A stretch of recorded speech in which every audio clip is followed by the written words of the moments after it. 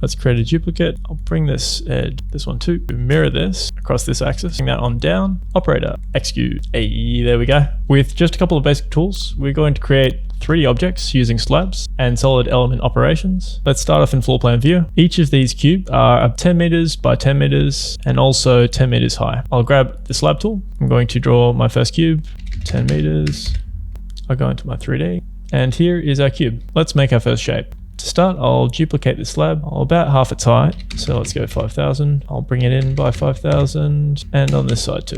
I'll bring that back down to the corner. I'll create another duplicate, pull it out 2 meters this way to this face. I'll drag out this face 2 meters as well. Don't forget the bottom too. Go 7,000. This is where our solid element operations come into play. With our cube selected, right click, connection, solid element operation. Bring this over to here. Now I'll want to set this cube as the operator. This cube is already the target. I'll go subtraction, execute. Excellent. Put it onto the hidden layer. And with that, our first shape is finished up. To save some time, I'm just going to duplicate this one down and across, which has given us a starting base to work with. We want to recreate this. I'm going to select all edges, tap control, and bring it all in by 1 meter. Bring this height down by a meter, which will take us to 9,000. I want to bring this face out to match up with this one. Mirror this one while creating a duplicate along this axis here.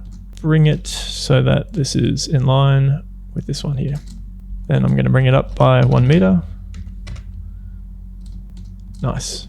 And the last one we need, I'll just bring it down by 1 meter, bring it up to 8,000 and drag it across until we meet this face. And then I'll want to drag this one out here to meet this face. We can see the shape starting to take form. I'll select the target, then I'll select our operators, subtraction, and execute. I'll deselect our target, I'll select our operators again, and I'll put those onto a hidden layer. We've got a shape.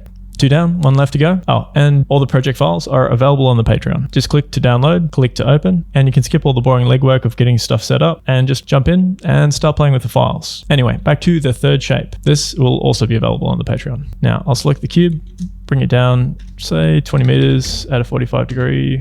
So duplicate, go back into our 3D.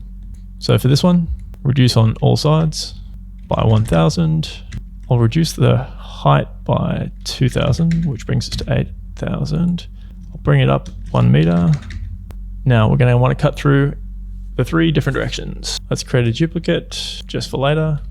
I'll select both these again. I'll deselect our outer one. I'll bring this edge out, this one too. Now I'm going to want to mirror this across this axis. Then this one we just put up here for later.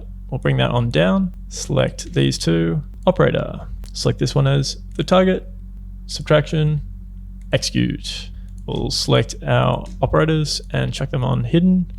Hey, there we go. We've created our shapes. To get it into that ISO view, we'll want to go view, view options, 3D projection settings, go into ISO axometric, bring that down to about there, go okay, wrong way. Bring that one up to, we'll go okay. Hey, there we are, nice. Got our ISO view down. To put it on the layout, let's right click and save view and place on layout. This is the lazy way. Let's crop the view up, just grabbing each one of those sides, turn off the drawing title. Let's get rid of that one, grab this one, bring it in, center this up, Control K to resize roughly to the page that we want. Nice. Now this background I created in Photoshop. Basically, it's just a background with some splatter paintbrushes. It's pretty simple, but if you want access to all the files, they're all available here on the Patreon, which will save time with the setup and you can flex on your friends and colleagues. If you'd like to check out more ArchiCAD tutorials, you can check out this video over here.